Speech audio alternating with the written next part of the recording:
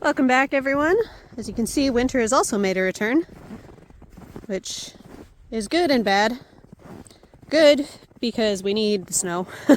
We need all the moisture we can get in this drought. And bad because we are expecting lambs soon. So that's exciting, but also concerning for a few reasons, which I'll go over a little later. But today's video, there's a few topics I wanted to go over. The first, we'll be introducing you to our new additions to our flock. We got a new ram and 6 new ewes, all of whom are pregnant, very pregnant, and due at the end of this month. Well, the end of March, I guess. I'm not sure when this video will go up, but it's currently the 29th of February, leap year. Also a day before my birthday, so that's kind of cool. Anyway, so I'm going to go and introduce you to our new animals. I'd also like to discuss some additional things I've learned about risks with lambing to people, namely pregnant women, since I'm 7 months pregnant, and that's kind of pertinent to me.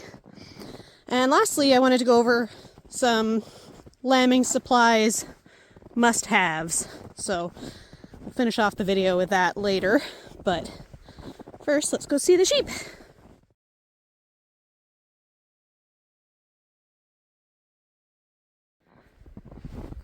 Okay, so generally speaking, when you get new animals, it's good practice to quarantine them for up to a month, I believe. And this is just to make sure they're all healthy animals with no biosecurity risk to your own flock. There's my goats.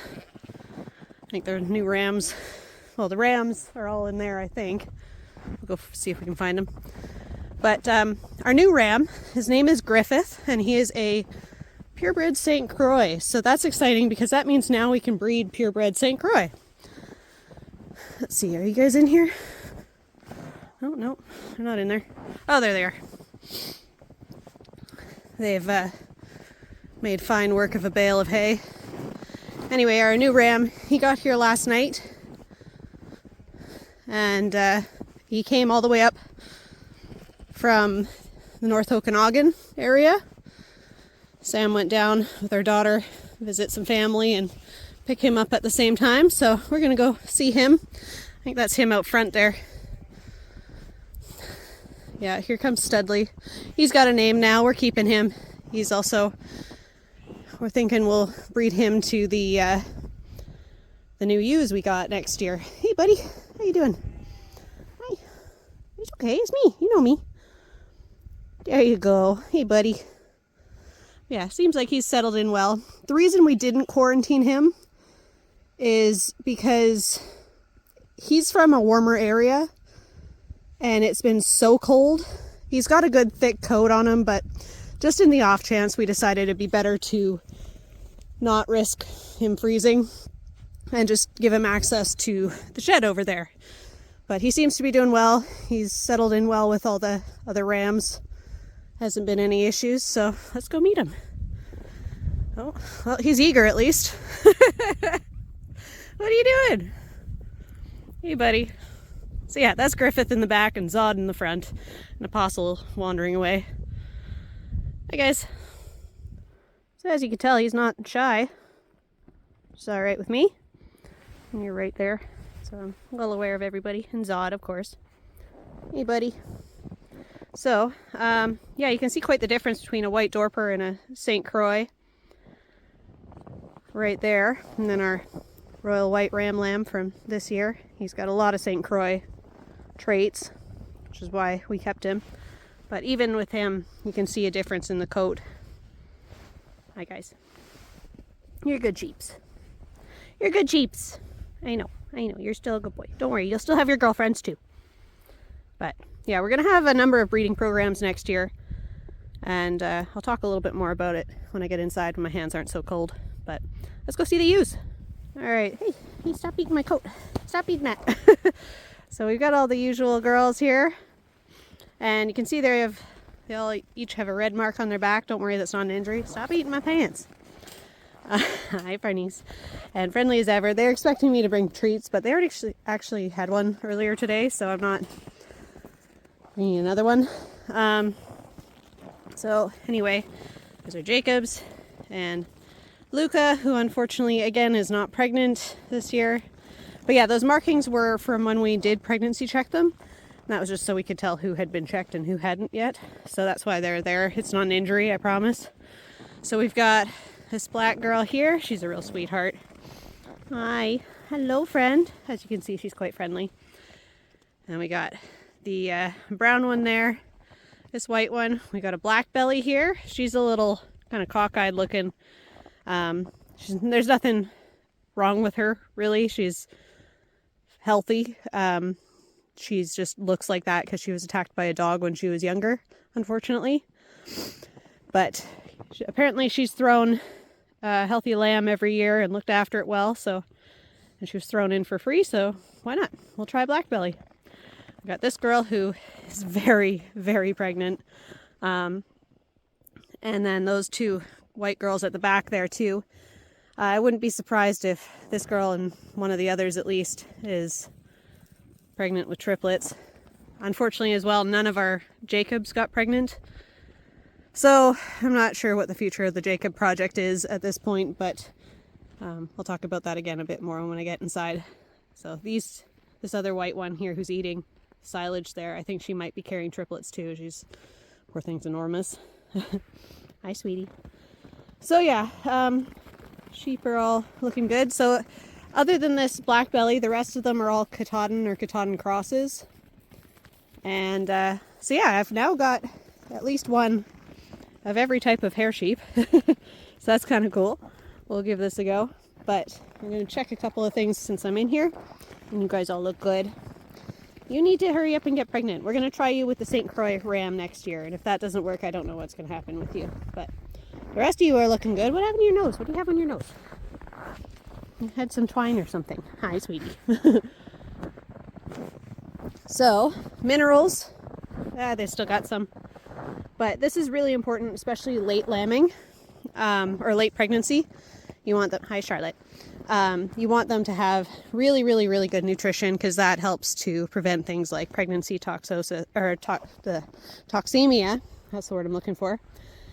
Which again, I'll talk about a little bit more when I get inside. My hands are freezing. But anyway, the ewes are all looking good.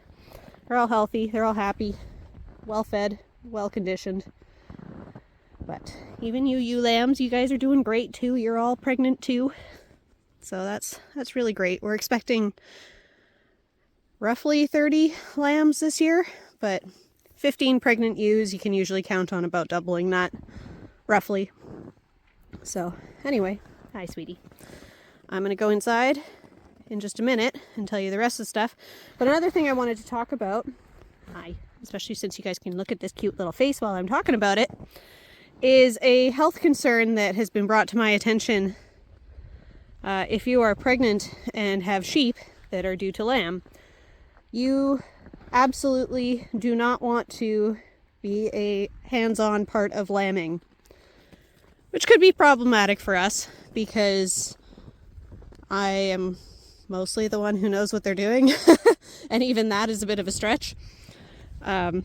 Since last year we had 0 problems with lambing, I was more of just a spectator, and I'm hoping it goes the same this year. But in the off chance there's adverse weather or somebody has some problems, I cannot assist. And that is because of a disease that pregnant ewes can carry or be infected with, and it can pass to humans and cause, oh, you're going to push me over, hey? And cause stillbirth, which of course we don't want. Me being 7 months along, that would be a really awful way to have this go. Hi, sweetie. But, yeah, unfortunately there isn't really a way to know if the ewes are infected with it until it's too late. So, better not to risk it, in my opinion.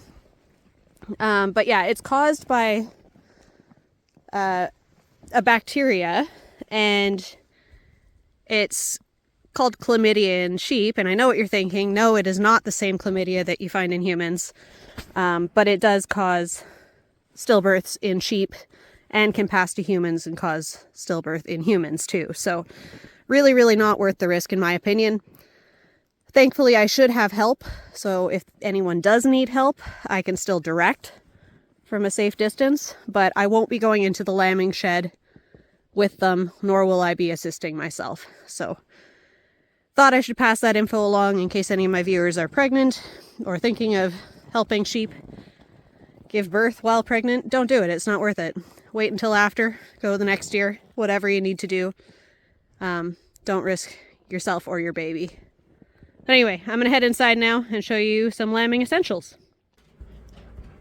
Okay, so just while I'm getting stuff organized here, just kind of came in and threw stuff on the counter, so haven't had a chance to bring it all downstairs and organize. But anyway, whoop, grab that in a sec.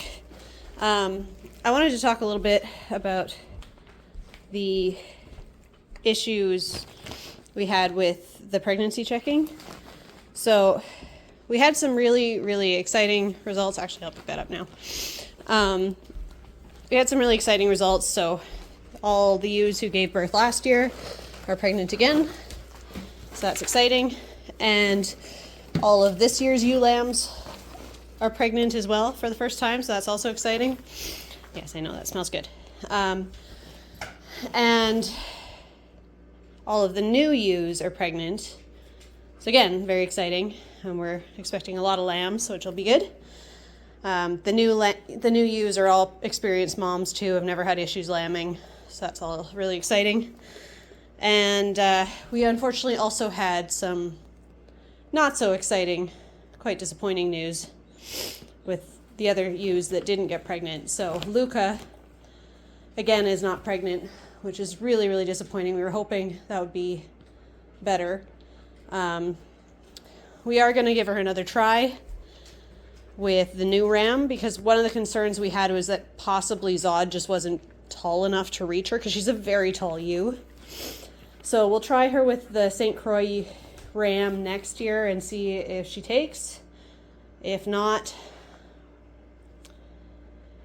we're going to have to make a tough decision. I've already had a number of people tell me to call her, which I understand where they're coming from, and I don't think they're necessarily wrong. But as someone who's also had fertility issues, I find that one just hits a little too close to home for me, and I'm not willing to give up on her yet. Plus, St. Croix ewes, like pure St. Croix ewes, are hard to come by. So really doubly hesitant to give up on her yet. The other one that I wanted to discuss was the Jacobs. Not a single one of our Jacob ewes is pregnant, which was really disappointing. Because we have a new ram. Granted, it's his first time, so it could be a number of things. It could be that I got the timing wrong. I don't think that's the case, but it's possible. It could be that he just wasn't old enough and wasn't ready yet, which again is possible.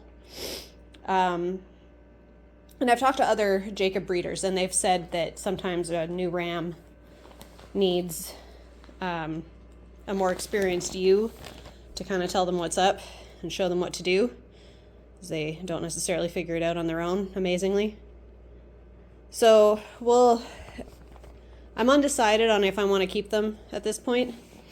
They are cool sheep, but if they're not going to produce, that's problematic. And I'm much more inclined to go with hair breeds than wool breeds, because there isn't a lot of money in wool. And it's just an extra expense to have to shear them. And they're not that friendly, let's be honest. They haven't endeared themselves to me quite the same way as the hair sheep.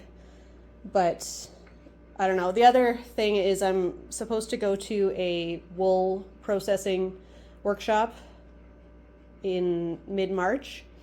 So if I go to that and decide I absolutely love processing wool, it's a really fun thing to do, and there is some money to be made in already processed, ready-to-go wool.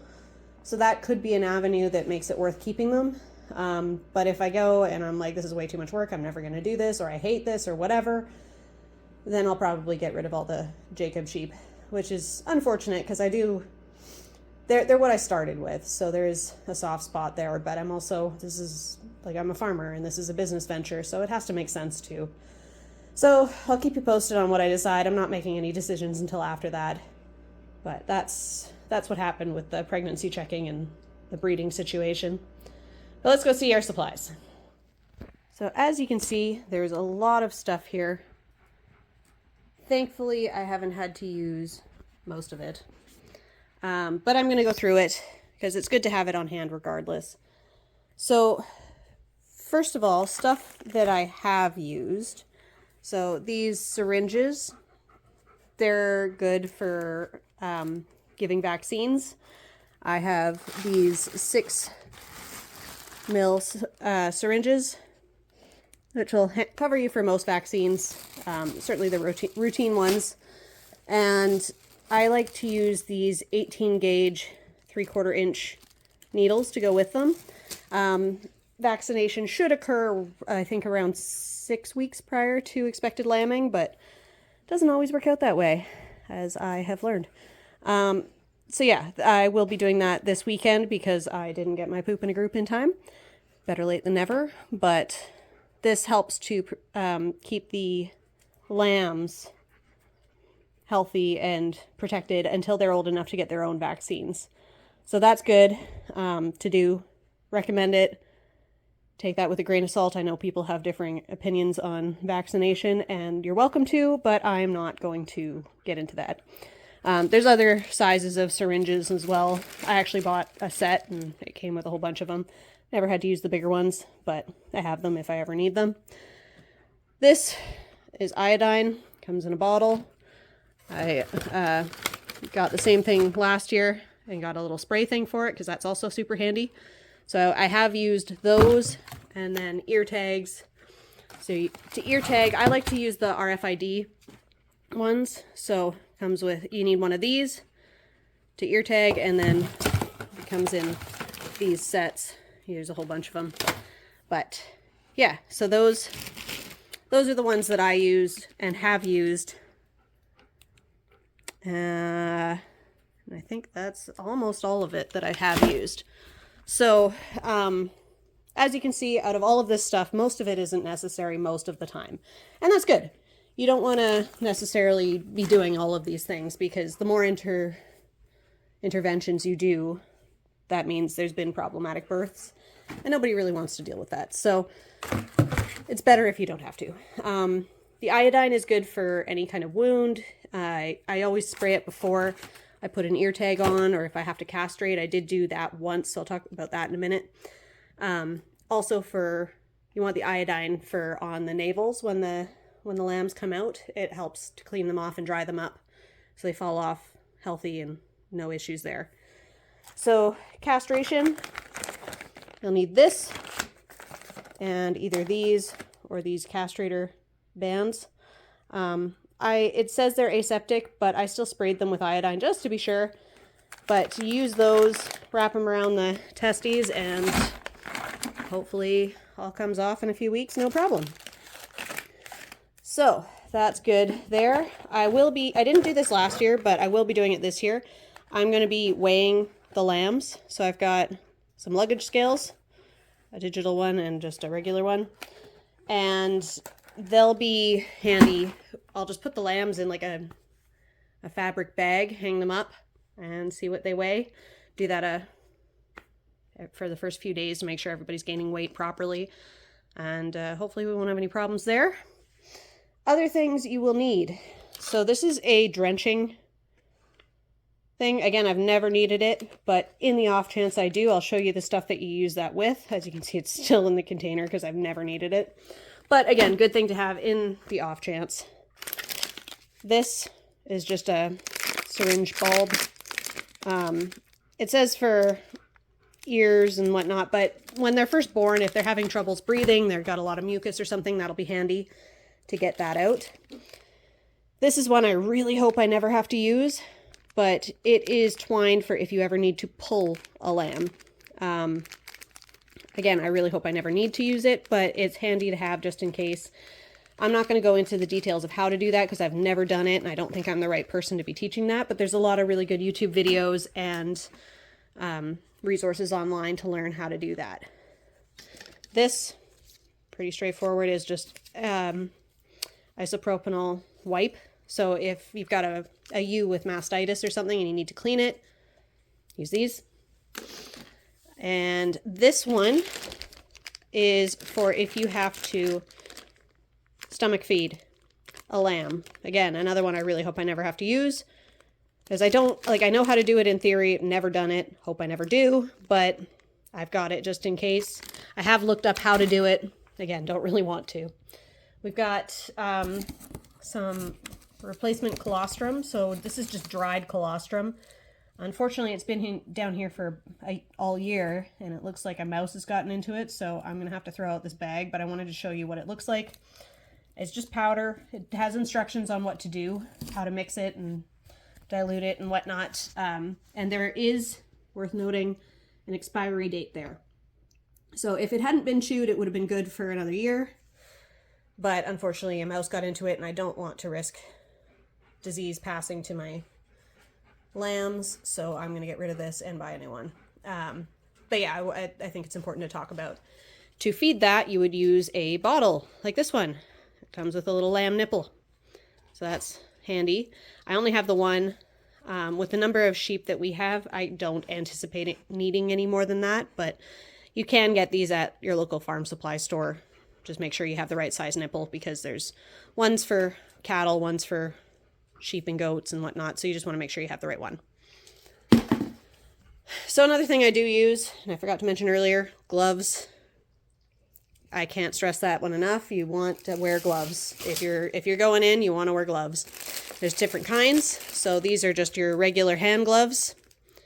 Nothing too special about that.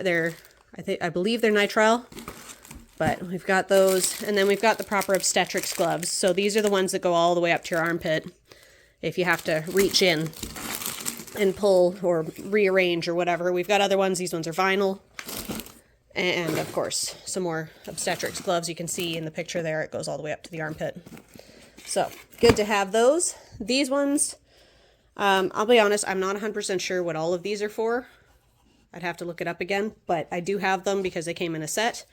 I actually got this off of the Shepherdess. So if you're interested in an easy way of getting most of these supplies yourself in one stop, the Shepherdess store does sell this. So this is sodium for lactating cows, it says, but it works for ewes. This is, I believe, if I remember, it was for if a ewe has like pregnancy toxemia or something like that. You give them a dose of this to kind of help get their system going again. So pregnancy toxemia is when they've had a nutritional issue while pregnant. Selenium and vitamin E gel. This is also another one for if you got a lamb that's weak. You give them a dose of this and it helps to get them going. We've got this stuff, and I'll be honest, I don't remember what that's for. So I need to look into that one. But yeah, that one came in the kit too. This one, dextrose. So again, this is for if you have a weak lamb or one that's had some hypothermia. I believe you're supposed to warm them up before you give them this, but don't quote me on that. Again, I've never dealt with this, so there's better sources to look into this information for. But when you need to get their energy going again, you give them a little bit of this, and it helps to give them a bit of a boost.